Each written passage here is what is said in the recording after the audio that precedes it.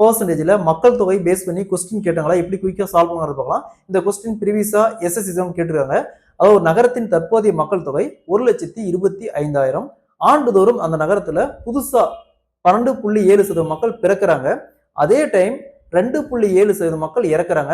So இதே மாதிரி 3 வருஷம் நடக்குது. 3 வருஷமும் பிறப்பு பார்த்தோம்னா 12.7%, இறப்பு 2.7%. அப்போ 3 வருஷத்துக்கு அப்புறம் அந்த கிராமத்துல நகரத்துல மக்கள் தொகை என்னவா இருக்குன்னு கேட்கறாங்க.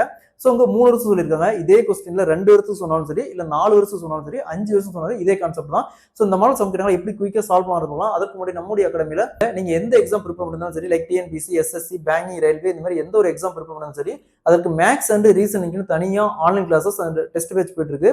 ஸோ கொஸ்டின்ல ஒரு நகரத்தின் தற்போதைய மக்கள் தொகை 1,25,000. ஆண்டுதோறும் அந்த நகரத்துல 12.7% மக்கள் பிறக்கிறாங்க, புதுசா பிறக்கிறாங்க.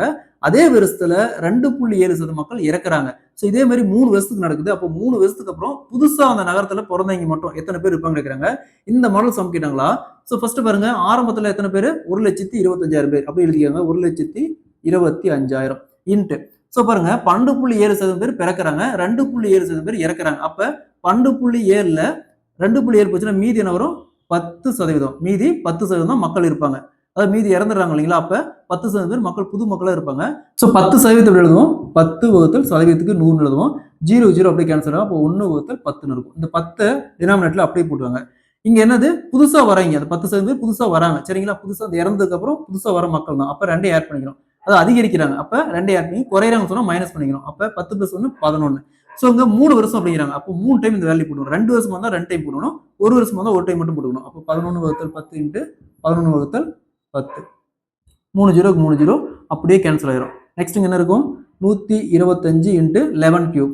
11 கியூப் அப்படிங்கிறது 1331. இது அப்படியே பெருக்கணுமா? 125 இன்ட்டு 1331 ஈக்குவல் டு 1,66,375. ஸோ அதாவது 3 வருஷத்துக்கு அப்புறம் மொத்தம் எத்தனை பேர் இருப்பாங்க? அதாவது பழைய மக்கள் பிளஸ் புது மக்கள் எல்லாம் சேர்ந்து எத்தனை பேர் மொத்தம் எத்தனை பேர் இருப்பாங்கன்னு கேட்டாங்களா. 1,66,375 பேர் அப்படி போட்டுக்கலாம். கொஸ்டின்ல புதுசா பிறந்தவங்க மட்டும் எத்தனை பேர் கேட்கறாங்க. அப்ப இந்த டோட்டல், இது வந்து டோட்டல் மக்கள் தொகை. அதுல ஆரம்பத்துல இருக்கிறீங்க 1,25,000 மைனஸ் பண்ணுமா 41,375 பேர். ஸோ இப்போ 3 வருஷத்துக்கு அப்புறம் புதுசா வந்தீங்க எத்தனை பேர்? 41,375 பேர். Option B is the correct answer.